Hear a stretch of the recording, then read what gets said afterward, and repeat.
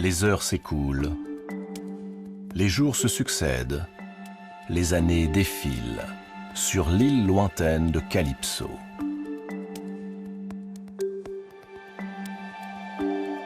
Voilà maintenant 7 ans qu'Ulysse vit avec la nymphe, la fille du dieu Atlas, loin d'Ithaque et des siens.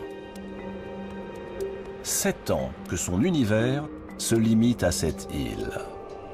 7 ans qu'il a disparu du monde des hommes.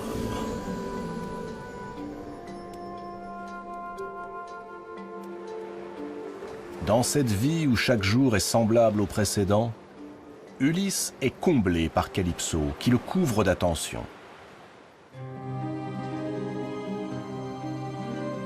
Dans la grotte tapissée de fleurs qui lui sert de demeure, Calypso lui offre tout ce qu'il peut désirer. Rien n'est trop beau pour retenir auprès d'elle celui qu'elle aime plus que tout.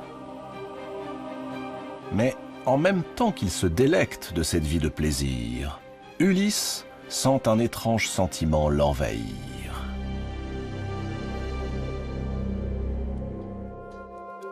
Ce n'est pas exactement de la tristesse, pas exactement du chagrin, un peu des deux toutefois. Il s'isole, passe des heures à contempler la mer, le regard vide. Un mal étrange le tenaille, la nostalgie. Sur cette île où tous les bonheurs sont à portée de main, Ulysse songe à son foyer, Ithaque, à son épouse, Pénélope, à son fils, Télémaque. Il est un sentiment que les dieux immortels partagent avec les hommes mortels, le tourment. En témoigne le visage fermé du maître de l'Olympe, qui siège dans un palais déserté. À quelques pas de lui, sa fille, Athéna, l'observe en silence. Elle-même n'est guère plus apaisée que son père. C'est encore du sort d'Ulysse qu'il s'agit. Ulysse, qu'elle n'a cessé de protéger, envers et contre Zeus, et souvent contre lui-même. Voilà donc 7 ans qu'Ulysse est captif de la nymphe Calypso, qui déploie ses charmes redoutables pour le retenir auprès d'elle. Athéna s'emporte contre la déesse, qui a osé proposer l'immortalité à son amant. Elle a outrepassé ses droits. Certes, Calypso est une déesse, mais il ne lui appartient pas d'offrir l'immortalité à un mortel. Aucun dieu n'a ce pouvoir, hormis Zeus, le dieu des dieux. Prétendre l'inverse, c'est défier Zeus, le maître de l'Olympe. Zeus fulmine. C'est donc à celui qui lancera le plus grand défi au maître de l'Olympe. Car Ulysse, jour après jour, se détourne un peu plus des dieux. Il profère à leur encontre des paroles blasphématoires qu'aucun mortel n'a jamais osé prononcer. Et pendant ce temps, Poséidon et Hélios, les dieux offensés par Ulysse, clament vengeance. Ils menacent Zeus de violentes représailles s'ils n'obtiennent pas satisfaction. C'est tout cela qui tourmente Zeus. La désobéissance de Calypso, le risque d'une guerre ouverte avec Poséidon et Hélios, et bien plus encore, l'impiété dans laquelle Ulysse s'enfonce un peu plus à mesure que Calypso lui offre une vie de plaisir facile. Les dieux doivent leur existence à la croyance des hommes.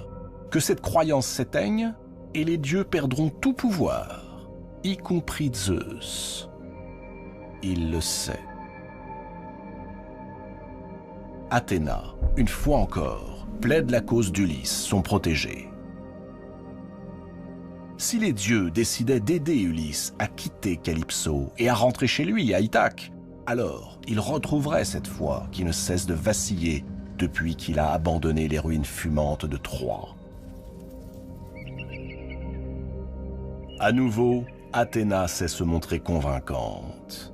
Zeus finit par céder à sa fille préférée. Eh bien soit, qu'Ulysse rentre donc sur son rocher parsemé de chèvres.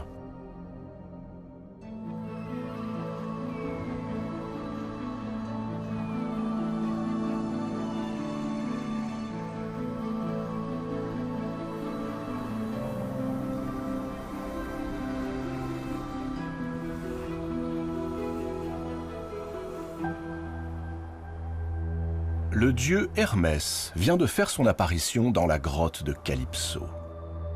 Elle l'a reconnu dès qu'il a franchi le seuil de sa demeure.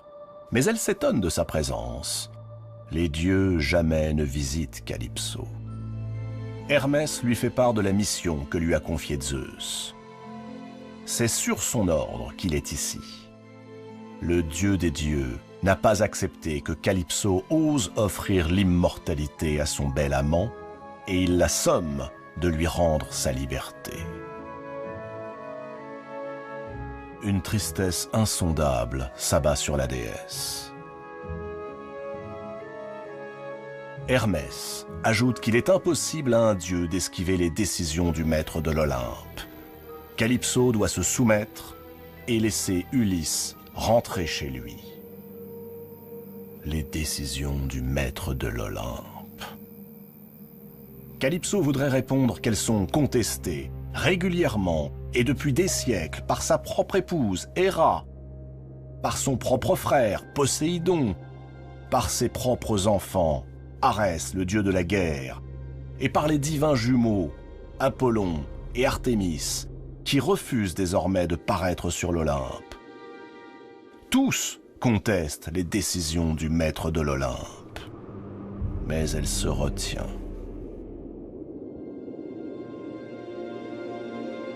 Calypso étouffe ses sanglots. Elle fait part à Hermès du terrible sentiment d'injustice qu'elle ressent. N'est-ce pas elle qui a sauvé cet homme lorsqu'il était seul sur sa quille, après que Zeus lui-même, pour complaire à Poséidon, toujours assoiffé de vies humaines, eût fendu son vaisseau de sa foudre aveuglante ? Mais elle obéira au décret de Zeus, car son esprit est juste et son âme pleine de pitié pour celui qu'elle aime et dont elle voulait faire son immortel époux.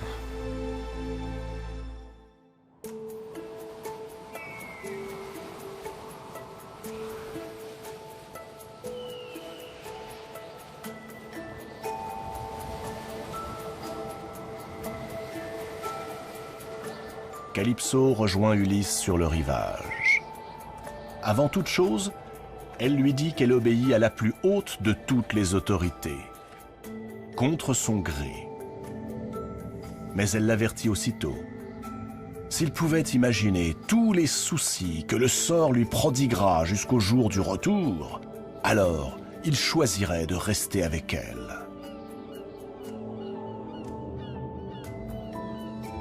Choisir. Ulysse peut choisir.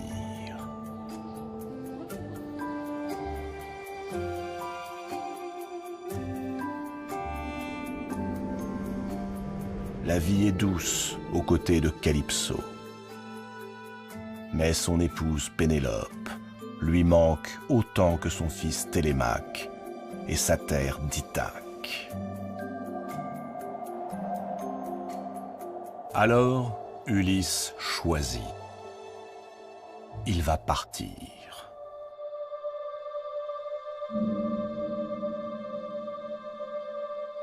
Le cœur serré, Calypso accepte le choix de son amant. Elle indique même à Ulysse par quels moyens il peut construire un navire. En 4 jours, Ulysse fabrique son embarcation. Et la déesse elle-même, dans une grande toile, découpe et tisse la voile qu'il fixe au mât taillé dans le bois des oliviers. Puis Calypso offre à Ulysse des parfums et des vivres. Fidèle à la promesse faite à son Dieu, elle laisse l'homme qu'elle aime prendre la mer. affronter une nouvelle fois les flots. D'un geste, la déesse fait s'élever un vent léger, inoffensif, doux. Et le vaisseau cingle loin du lagon, loin de l'île de Calypso.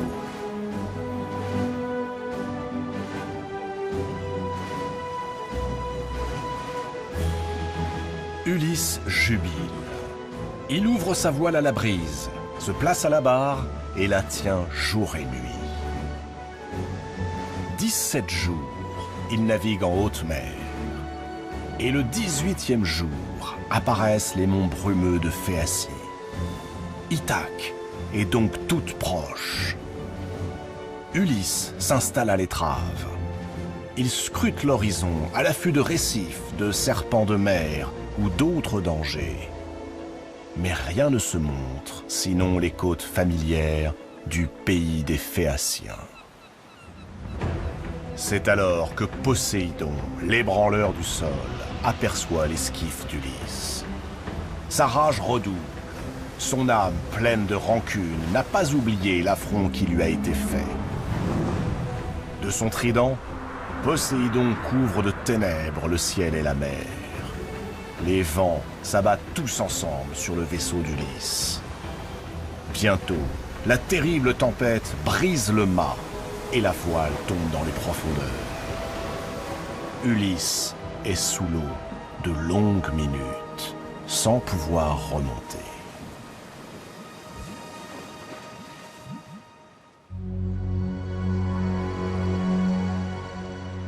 Pendant 2 jours et 2 nuits, Ulysse dérive, accroché à une poutre.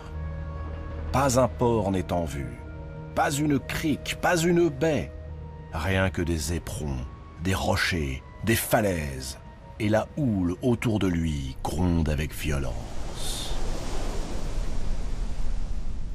Mais alors qu'il va se fracasser contre les brisants, sa course est soudain déviée et s'achève sur une plage.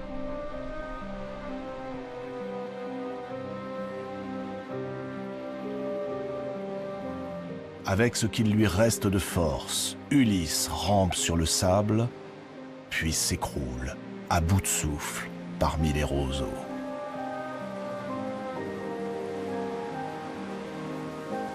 Lorsqu'Ulysse reprend connaissance, la première chose qu'il aperçoit, c'est une petite balle qui vient rouler contre lui. Des jeunes filles le dévisagent, bouche bée. À peine fait-il mine de se lever, qu'elle s'enfuit. Est-il donc devenu si effrayant? Ulysse se redresse lentement. Il fait quelques pas à travers les broussailles. Et là, soudain, découvre devant lui une autre jeune femme, à la beauté saisissante. Le regard se croise. Elle détourne le visage. Ulysse comprend alors qu'il est nu, sale, maculé de sang et de boue. La jeune femme pourtant ne se trouble pas. Elle lui dit son nom. Elle s'appelle Nausicaa. Elle est la fille d'Alkinoos, le roi des Phéaciens. Elle sermonne ses jeunes servantes. Cet inconnu n'est pas un ennemi, sinon il serait venu armé, accompagné de guerriers. Le devoir sacré d'hospitalité s'impose, car les étrangers viennent de Zeus. Nausicaa ordonne à ses suivantes d'amener ce naufragé aux allures de mendiant jusqu'au fleuve, afin qu'elle le lave et lui apporte des vêtements.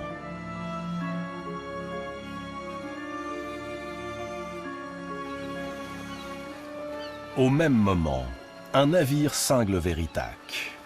C'est celui de Télémaque, le fils d'Ulysse.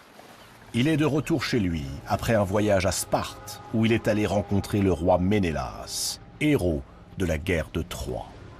Mais Télémaque ne se dirige pas vers le port, au contraire. Le voilà qui contourne l'île. Car, sur la route du retour, Télémaque a reçu en songe la visite de la déesse Athéna. Ou bien était-ce Hermès, le dieu des voyageurs. Télémaque l'ignore. À son réveil, il ne se souvenait que d'une chose. Le songe lui avait indiqué que les prétendants qui assiègent Ithaque et rêvent de prendre la place d'Ulysse avaient décidé de lui tendre une embuscade et de le faire disparaître.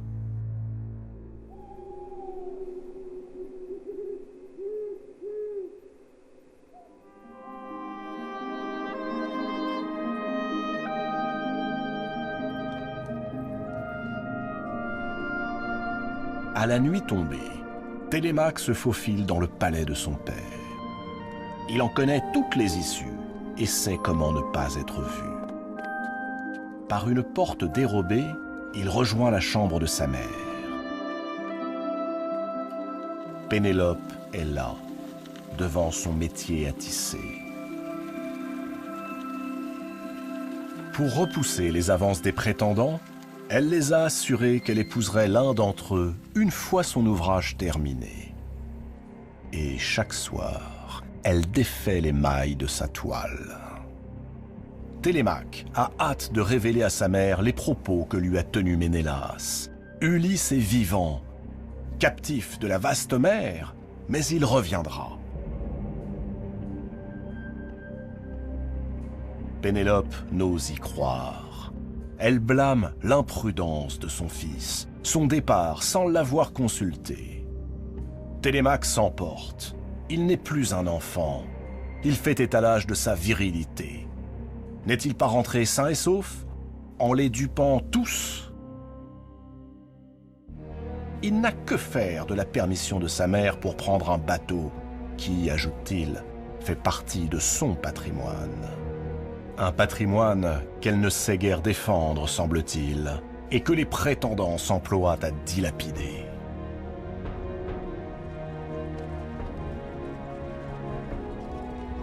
Les remontrances de Télémaque sont celles d'un enfant qui veut asseoir son autorité en tant que fils de roi et prendre les rênes du pouvoir. Pénélope le sait. Elle fait silence. Puis elle s'enquiert du sort réservé à son fils. Il doit se cacher, échapper au piège que lui tendront les prétendants. Il y a, dans les bois d'Ithaque, un endroit où il sera en sécurité. Nul ne songera à le chercher là-bas. C'est une porcherie.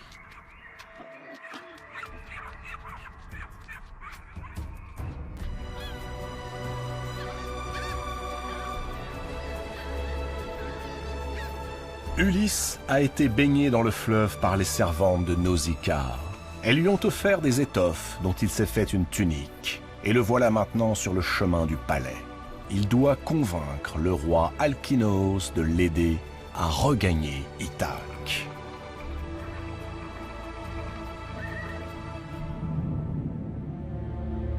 Nausicaa le conduit jusqu'à ses parents, le roi et la reine.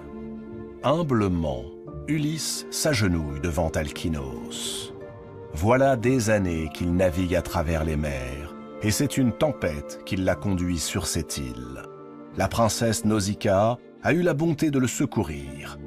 À présent, il ne souhaite qu'une seule chose, rentrer chez lui, au plus vite, et retrouver sa patrie. Si tel était son bon vouloir, le roi Alkinoos pourrait l'aider. Alkinoos convie le naufragé à sa table, ainsi que l'exigent les lois de l'hospitalité. Mais tout au long du banquet, Alkinoos détaille cet étranger avec méfiance. Qui est-il?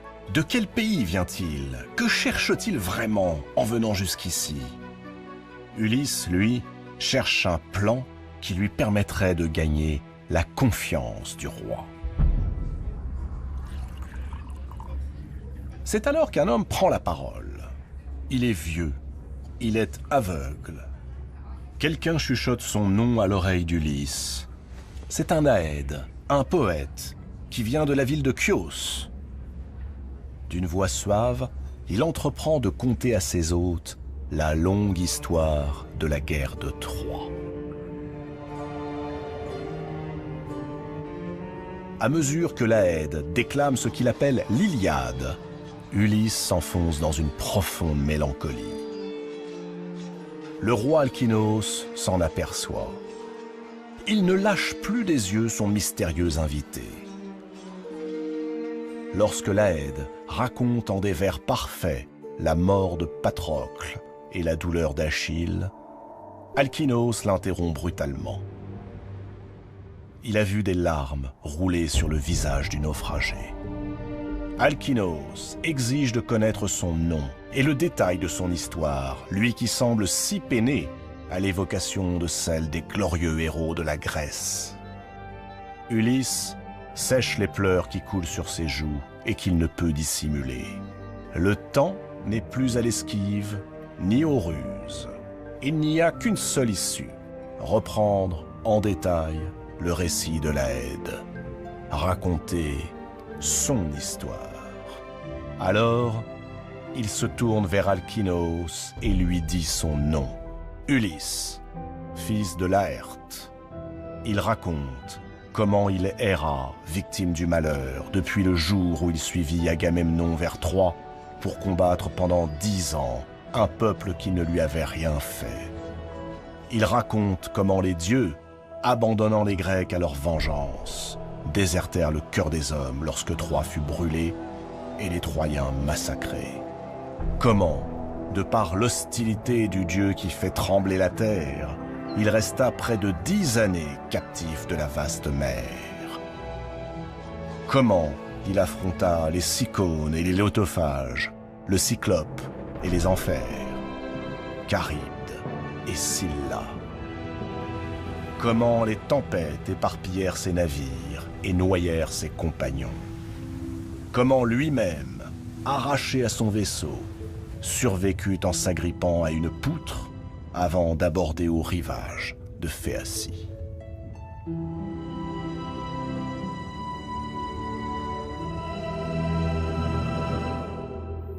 Quand Ulysse se tait, un épais silence règne dans la salle, et on peut lire sur les visages une expression tout à la fois admirative et incrédule.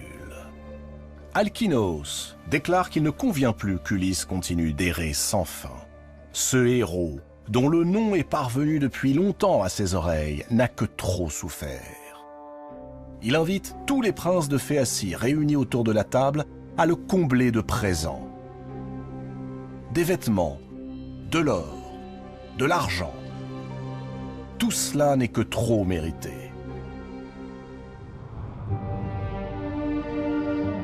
Et au lever du jour, Alkinos mettra une nef à la disposition d'Ulysse.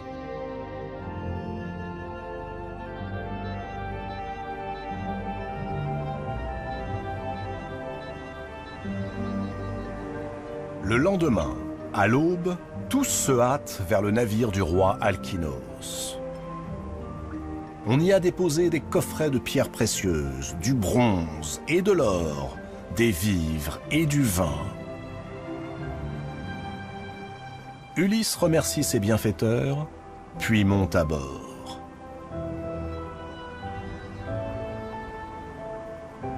Mais à peine a-t-il pris place sur le gaillard de poupe qu'il sent ses paupières s'alourdir.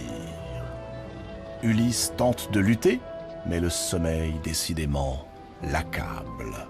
C'est un sommeil profond, tout pareil au calme de la mort. Lorsqu'il se réveille, il est à nouveau allongé sur une plage.